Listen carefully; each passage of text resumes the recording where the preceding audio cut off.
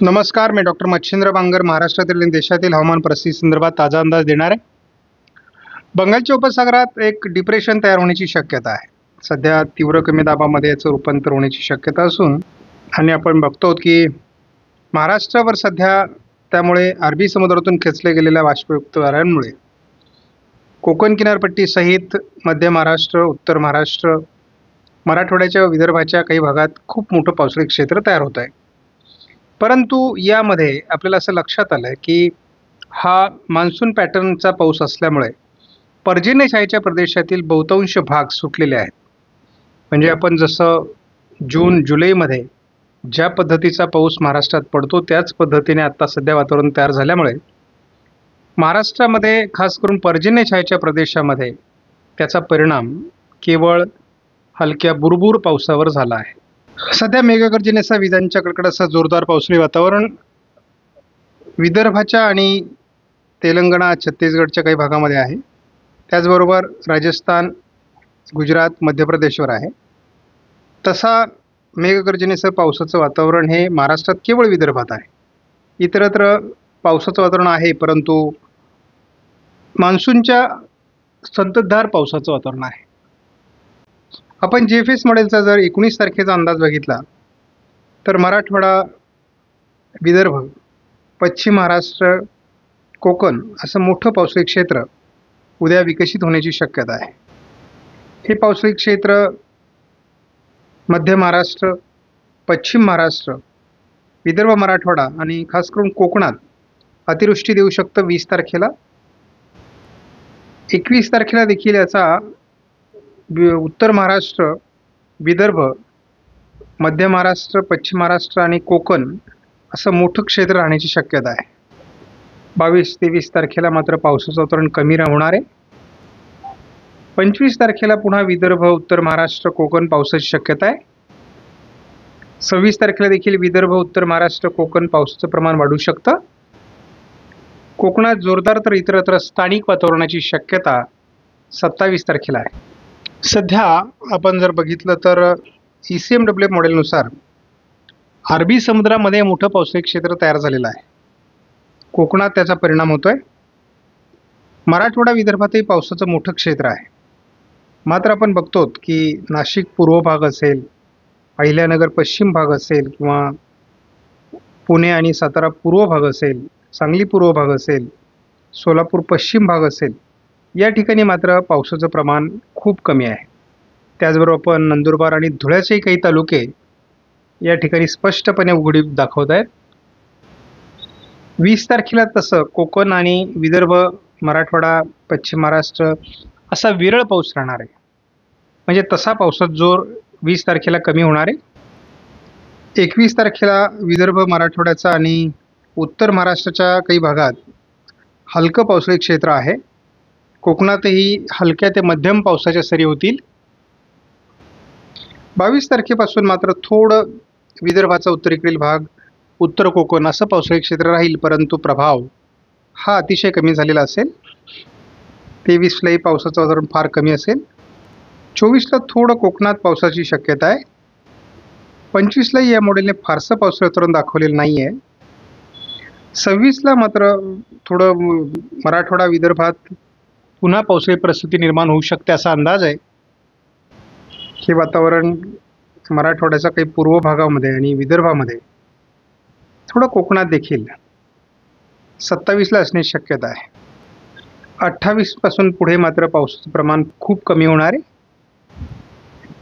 आपण बघतो 31 तारखेला मान्सून ट्रफ ही बऱ्याच अंशाने या भागावर सक्रिय आहे आणि त्यामुळे तसं फारसं पावसाळी वातावरण महाराष्ट्रामध्ये नाही आहे.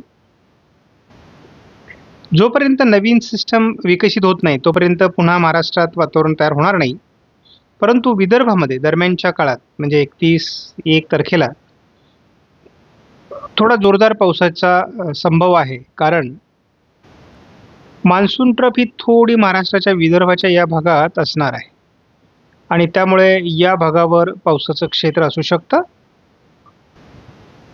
आपण या ठिकाणी बघतो, या ठिकाणी एक कमी दाबाचं क्षेत्र आहे आणि या ठिकाणी एक कमी दाबाचं क्षेत्र आहे. आणि या दोघांमध्ये ट्रप लाईन असल्यामुळे आपल्याला या ट्रप लाईनच्या आजूबाजूने मोठं पावसाळी क्षेत्र बघायला मिळतंय. आपण 21 तारखेपर्यंत साधारणपणे अंदाज जर घेतला तर अजून कोकणात पावसाची शक्यता आहे. मराठवाड्याच्या पूर्व भागात, विदर्भात पावसाची शक्यता आहे. उर्वरित महाराष्ट्रात पावसाचा जोर कमी होणार आहे. आपण बघतो की या ठिकाणी कमी दाबाचं क्षेत्र आहे आणि ही एक ट्रप आहे. याला पॅरलल असलेली एक ट्रप या ठिकाणी कोकणामध्ये आहे, कारण या ठिकाणी सुद्धा एक कमी दाब आहे आणि यामुळे या भागात पावसाचं प्रमाण वाढलेलं आहे. या दिशेने अरबी समुद्रातून जे वारे महाराष्ट्राहून जात आहेत त्यामुळे महाराष्ट्रात पावसाळी परिस्थिती सध्या आहे. आपण जर धावता अंदाज या सिस्टमचा घेतला तर ही सिस्टम तशी पूर्णपणे महाराष्ट्रावर येण्याची शक्यता फार कमी आहे. परंतु हिचा परिणाम असा होणार आहे की या सिस्टममुळे अरबी समुद्रातून खेचले गेलेल्या वाऱ्यांमुळे आज रात्री आणि उद्या कोकणात पाऊस वाढणार आहे. पुणे, सातारा जिल्ह्याच्या काही भागात, रायगड, रत्नागिरी, सिंधुदुर्गच्या भागात, मुंबईसह पावसाचं प्रमाण वाढणार आहे. आणि आपण बघतो तर उद्या देखील आपल्याला दिवसभरात महाराष्ट्रामध्ये अनेक विभागात मुसळधार पाऊस होताना दिसणार आहे आणि विदर्भात याचा प्रभाव प्रत्यक्ष असणार आहे. त्यामुळे विदर्भाच्या आणि मराठवाड्याच्या उत्तरेकडील भागात देखील या कमी दाबाची उद्या तीव्रता जाणवणार आहे. याचा मुख्य प्रभाव महाराष्ट्रात फक्त कोकणामध्ये अधिक काळच राहणार आहे, कारण 20 तारखेला देखील या कमी दाबाचा प्रभावामुळे कोकणामध्ये पाऊस सक्रिय राहील. मात्र उर्वरित महाराष्ट्रातला पाऊस 20 तारखेला दुपारनंतर कमी होणार आहे आणि मग 21 तारखेपासून हे क्षेत्र थोडं उत्तर महाराष्ट्र आणि विदर्भाच्या उत्तरेकडून राहील. परंतु महाराष्ट्रातील पाऊस तसा कमी व्हायला सुरुवात होणार आहे. काही ठिकाणी तुरळक ठिकाणी पाऊस पडेल. आता प्रश्न असा आहे की महाराष्ट्रात आपण बघतो की अनेक जिल्ह्यांमध्ये नद्यांना पूर आलेले आहे. शिवाय अनेक ठिकाणी खूप मोठं नुकसान पावसामुळे झालेलं आहे. यामध्ये आपण बघतो अमरावती असेल, वर्धा, बुलढाणा, बीड, लातूर, धाराशिव, नांदेड, हिंगोली या काही जिल्ह्यांमध्ये मोठं पावसाळी क्षेत्र तयार झालेलं होतं आणि या ठिकाणी खूप पाऊस पडलेला आहे. यवतमाळमध्ये देखील मोठं पावसाळी क्षेत्र राहिलेलं आहे.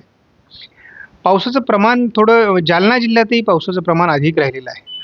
मात्र आपण असं बघतो की अहिल्यानगरच्या काही भागामध्ये, छत्रपती संभाजीनगरच्या पश्चिमी भागामध्ये किंवा नाशिक पूर्व, नंदुरबार आणि धुळे जिल्ह्याच्या काही तालुक्यांमध्ये किंवा अगदी आपण सातारा जिल्ह्याचा पूर्व भाग या ठिकाणी देखील पाऊस फार कमी असल्याचं आपल्याला जाणवलेलं आहे आणि हे विभाग जे काही तालुके या ठिकाणचे सुटलेले आहेत. तर मग या ठिकाणचे शेतकरी सारखे कॉल करतायत किंवा काही मेसेज टाकतायत की मोठे पाऊस आम्हाला कधी होणार, कारण आम्हाला केवळ बुरबुर पाऊस होतो आहे. तर यांना सांगणं आहे की आता 2 दिवसात पाऊस उघडणार आहे आणि फार मोठे पाऊस आता लगेच सुरू होणार नाहीत. जवळपास आठवडाभर पावसाची उघडीप पुढे राहण्याची शक्यता आहे. थोडं 24-25 तारखेला पुन्हा वातावरण बनेल, परंतु हे वातावरण देखील महाराष्ट्राच्या सर्व भागात असणार नाही. म्हणजे आपण अगदी 24 तारखेपर्यंत तर बऱ्यापैकी उघडीप आहे. थोडं उत्तर महाराष्ट्र, कोकणात पावसाचं वातावरण राहील.